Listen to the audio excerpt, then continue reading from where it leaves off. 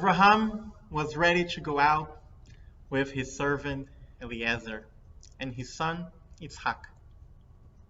Since Eliezer was traveling recently for his master, he had to quarantine, get a PCR test, and delayed a few days the start of their journey. They packed cleaning wipes, hand sanitizer, prepackaged food, masks, many masks, water bottles, and a face shield just in case. This could be a funny way to retell a famous story of our tradition. But unfortunately, this is not the moment to joke about the serious challenge that we have ahead of us. COVID-19, global warming, are changing our lives forever. There is no way back. The damage caused and the lives lost are not coming back. Right now, it feels like the world is out of control. COVID, climate change, and its devastating consequences, terrorism, religious extremism, democracies being challenged.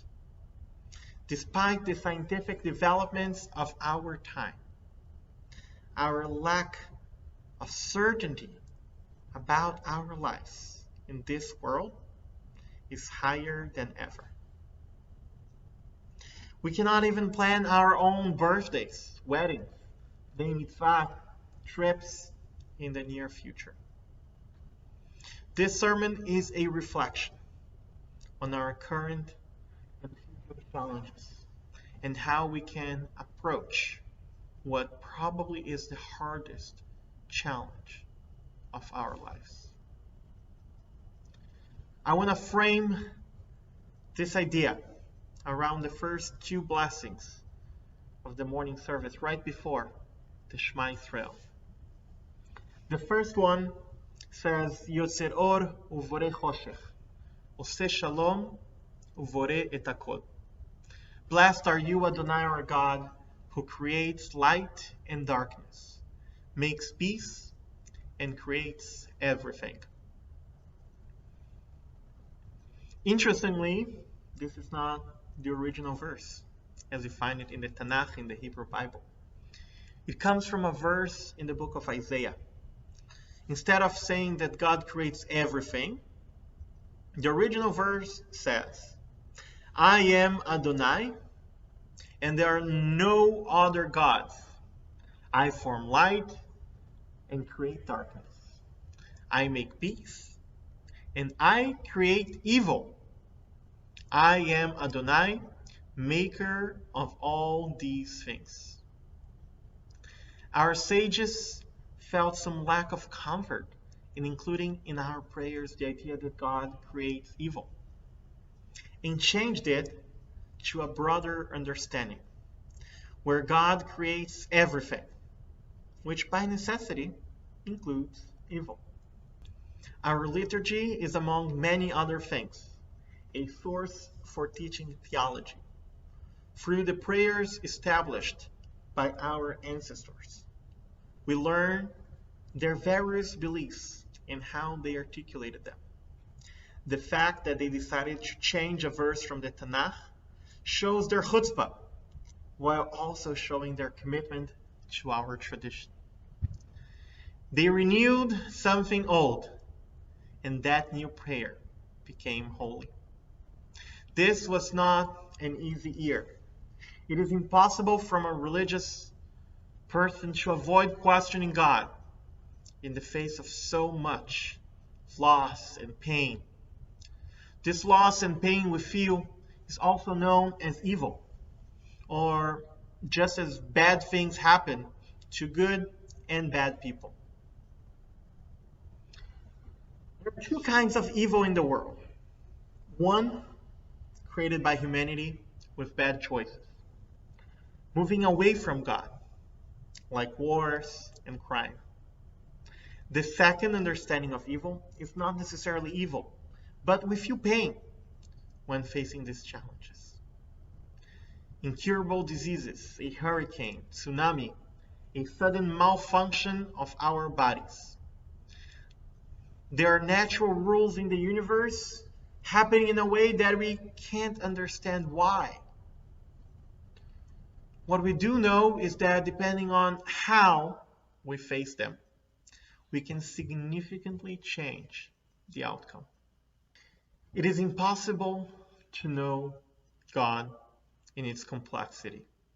Anything that we say about the ultimate source of evil is also a kind of speculation. So I want to focus on what is known and what we have a tangible way of dealing with it in our hands.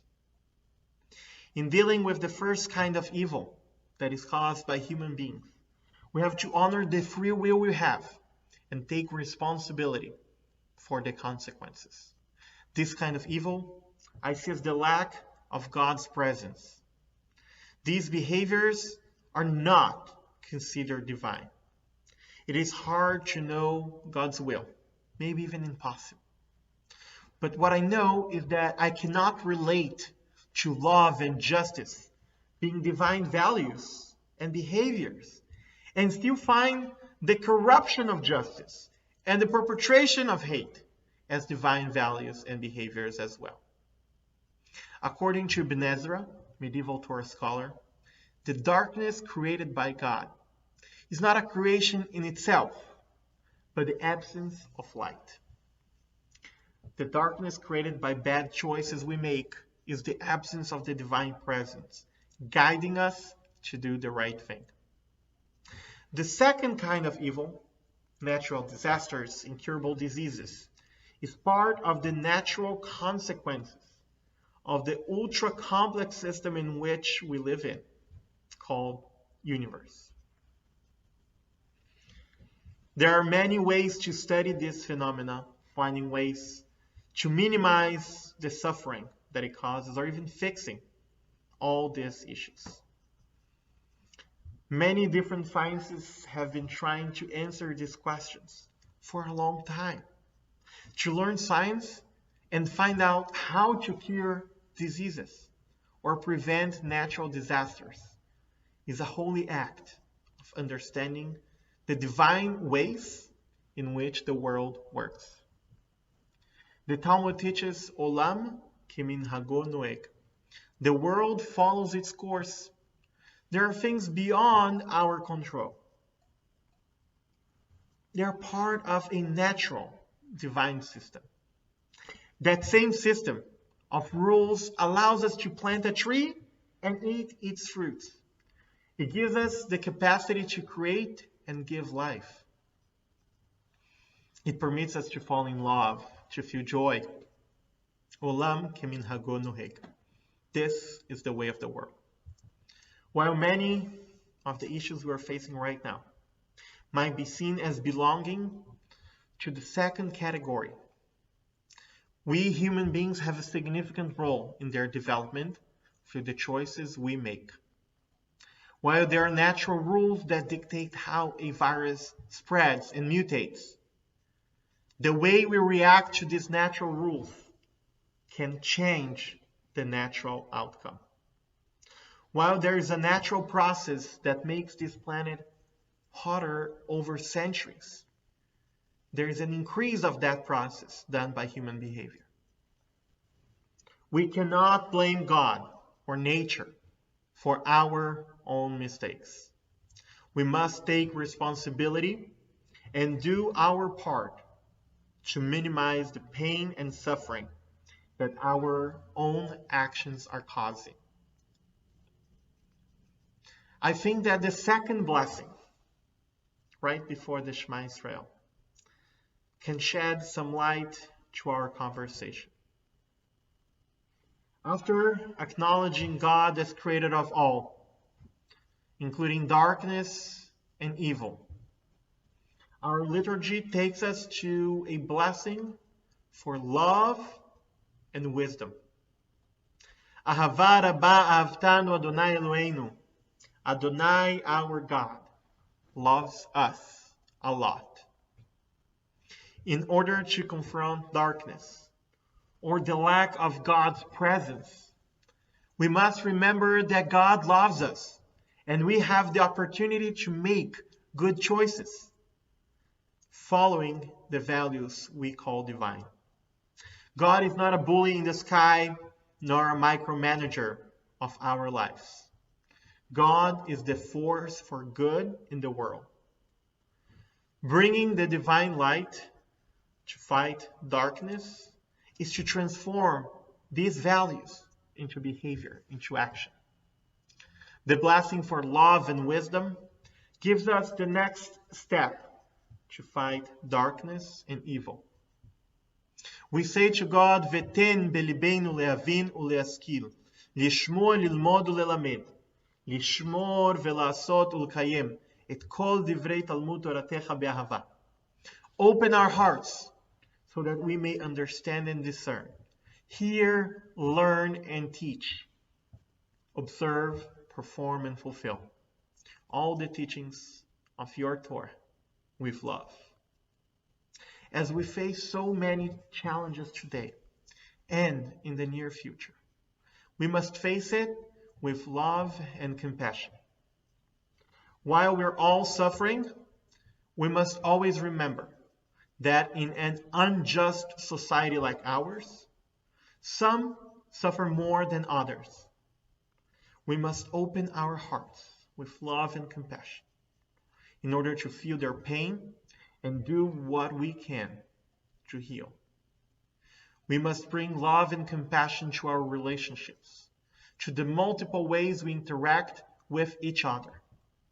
I know you are suffering because we're all suffering together. We must understand and discern, hear and learn how we must change in order to do our part in this society. We are not necessarily guilty for what has been done. Still, we are all responsible for the choices we make and for the future ahead of us. 5781 was not easy.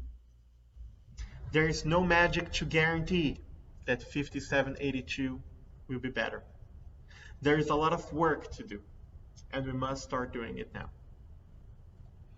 May we find the strength we need to face these challenges that we have ahead of us. May we open our hearts so that we may understand and discern, hear and learn. May we bring light in 5782 to fight all the darkness that surrounds us. Shana Tova.